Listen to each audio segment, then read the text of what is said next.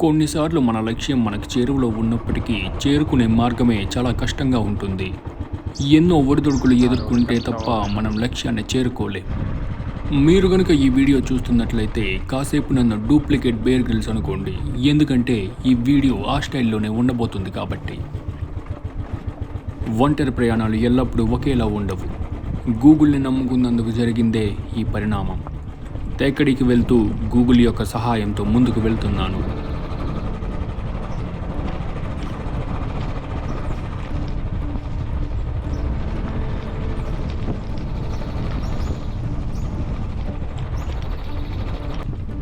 Google చూపించిన short కట్లో వెళ్తుండగా నాకు అర్థమైంది ఏంటంటే లక్ష్యాన్ని ఎప్పుడు అడ్డదారిలో చేరుకోలేమని.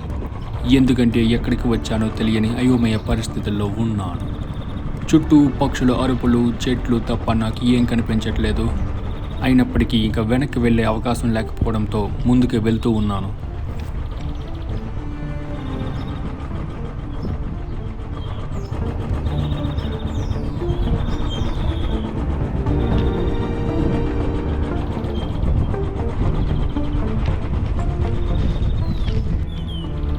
కొన్నిసార్లు మనం ఏ పరిస్థితిలో ఉన్నామో మనల్ని పరీక్షించుకోవడం చాలా అవసరం. ఎందుకంటే ఇదంతా నేను తీసుకున్న నిర్ణయం వల్లే వచ్చింది కాబట్టి నేను ఎవరిని తప్పు పట్టలేను. నాతో పాటు నా బైక్ మాత్రమే నాకు సపోర్టివ్గా ఉంది. ఇక్కడ ఎవరూ కనిపించట్లేదు. ఎటువైపు వెళ్ళాలో అస్సలు తెలియడం లేదు.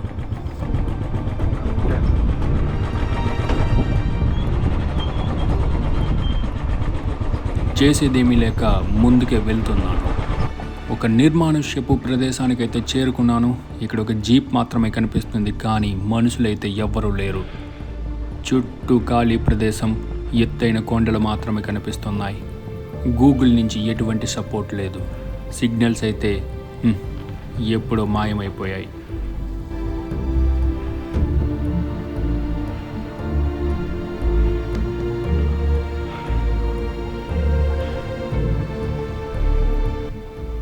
నా గుండె చప్పుడు నాకు స్పష్టంగా వినిపిస్తుంది. గాలి పీల్చే వేగం కూడా పెరిగింది. ఇటువంటి సమయాల్లోనే మనం చాలా తెలివిగా ఆలోచించాలి. వేగంగా వీస్తున్న ఈదురుగాలులు మనకి ఏదో చెప్పబోతున్నాయి. ప్రకృతిలో జరిగే మార్పుల్ని మనం గమనించినట్లయితే మనం ఎటువైపు వెళ్ళాలో మనకు చాలా స్పష్టంగా అర్థమవుతుంది.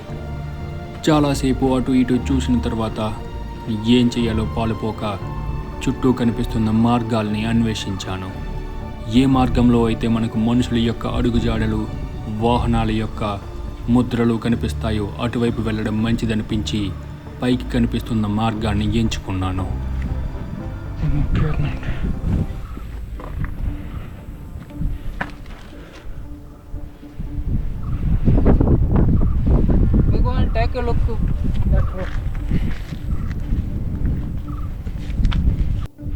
కేవలం జీప్స్ మాత్రమే వెళ్ళగలిగే ఈ రోడ్డులో నేను నా ఎన్ఫీల్డ్తో వెళ్ళడానికి సాహసించాను. కింద పడి పైకి లేచి కొంత దూరం వరకైతే చేరుకున్నా. ఎందుకంటే కొండ మీదకి వెళ్ళిన తర్వాత నా గమ్యస్థానం కనిపిస్తుందేమోనని ఒక చిన్న ఆశతో వచ్చా. That route is little bit okay. I will try with that only. ఆ కొండ మీద ఒక లోకల్ హీరో నాకు దేవుడిలా కనిపించాడు. నాకు సహాయం చేసి నన్ను, నా బైక్ని పైకి లేపి నాకు వేరే మార్గం ద్వారా వెళ్ళే సూచననైతే అందించాడు. కాబట్టి కిందకి వెళ్ళడానికి నేను ఇప్పుడు ప్రయత్నిస్తున్నాను. ఓకే, థ్యాంక్ యూ ചേട്ടൻ. നിങ്ങൾ പേര്? വിനീഷ്. തമിഴ? തമിഴ്. നെക്സ്റ്റ് റൂട്ട് എവിടെയെല്ലാം പോകുമോ? പോയിട്ട് right, then there is a temple, then right ഒരു ചെറിയ gate, the gate, then go. Okay. There's only for jeeps safari. This is for only. అతనికి ధన్యవాదాలు చెప్పి నా బండిని స్టార్ట్ చేయడానికి అయితే ప్రయత్నించాను. కానీ జరిగిన ఆశ్చర్యం ఏమిటంటే నేను 2-3 సార్లు కింద పడడంతో బండి నుంచి ఇంజిన్ ఆయిల్ లీక్ అయ్యింది.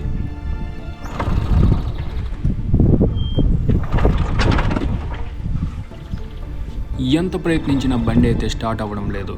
ఇప్పుడు నా ముందున్న అతిపెద్ద సవాల్ నేను క్షేమంగా కిందకి చేరుకోవడం.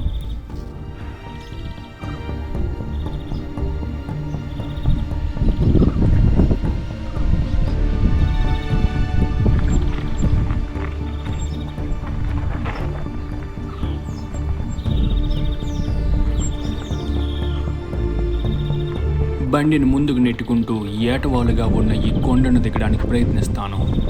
మీరు గనుక సోలో ట్రావెలర్స్ అయితే నన్ను మాత్రం అనుసరించకండి. మార్గం ఏమాత్రం సులభతరంగా అయితే లేదు. బహుశా అడ్వెంచర్ బైక్స్తో అయితే రావచ్చేమో. మీకేమనిపిస్తుందో కామెంట్ చేయడం మాత్రం మర్చిపోకండి.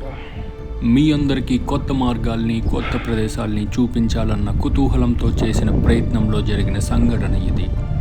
నన్నైతే మాత్రం మీరు అనుసరించకండి. మీకోసం తేక్కడి ఏ విధంగా చేరుకోవాలో నేనైతే ఆల్రెడీ ఒక వీడియో చేశాను కాబట్టి ఆ వీడియోనైతే చూడడం మర్చిపోకండి.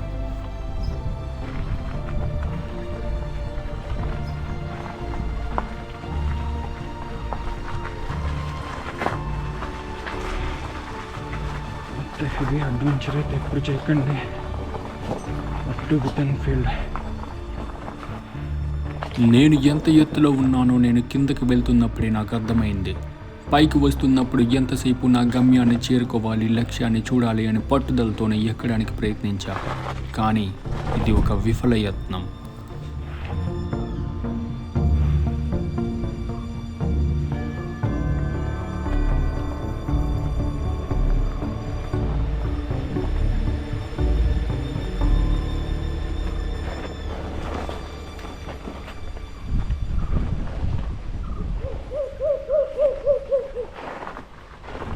బ్రేకు మీద ఏమాత్రం పట్టుకోల్పోయినా నేను నేరుగా కిందకి చేరుకుంటాను.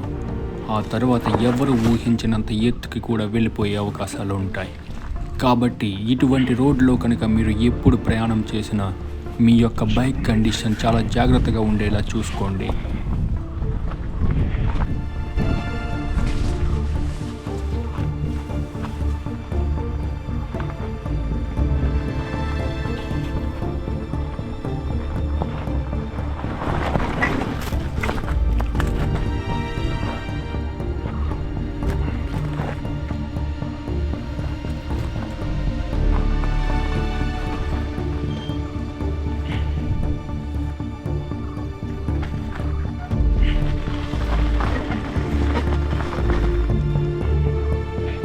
ప్రమాదవశాత్తు కింద పడినప్పటికీ చిన్న చిన్న గాయాలతో బయటపడ్డా. నా బండిని లేపుకుని మళ్ళీ కిందకు వెళ్ళడానికి ప్రయత్నించా. లోకల్ హీరో చెప్పిన ఆనవాళ్ళను గుర్తుపెట్టుకొని కిందకు వెళ్ళిన తర్వాత మళ్ళీ వెనక్కి వెళ్ళసాగాను. వెనక్కి వెళ్ళి అతను చెప్పినట్టుగానే ఒక చిన్న గేటు వైపు వెళ్ళాను. ఆ కనిపిస్తున్న ఒక చెరువు పక్కన ఒక చిన్నటి రహదారి అయితే కనిపిస్తుంది. నేను ఆ రహదారికి చేరుకున్నట్లయితే నా గమ్యస్థానానికి చేరుకునే అవకాశం సులభతరం అవుతుంది. నేరుగా వెళ్ళిన తర్వాత నేను రహదారికి అయితే చేరుకున్నాను.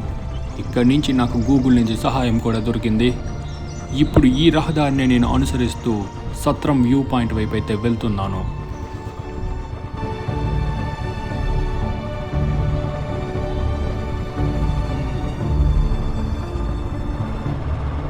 నాకు ఈ జర్నీ ద్వారా అర్థమైంది ఏమిటంటే లక్ష్యాన్ని ఎప్పుడూ అడ్డదారిలో చేరుకోలేమని.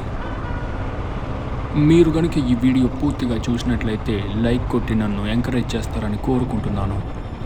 ఒకవేళ మీకు ఈ వీడియో నచ్చినట్లయితే ఇటువంటి వీడియోస్ చేయమని కామెంట్ చేయండి. తదుపరి ప్రయాణాల్లో జరిగిన విశేషాలు కూడా మీతో పంచుకుంటా. మరొక వీడియోతో మళ్ళీ కలుసుకుందాం. మీ మిస్టర్ విహారీ. Thank you.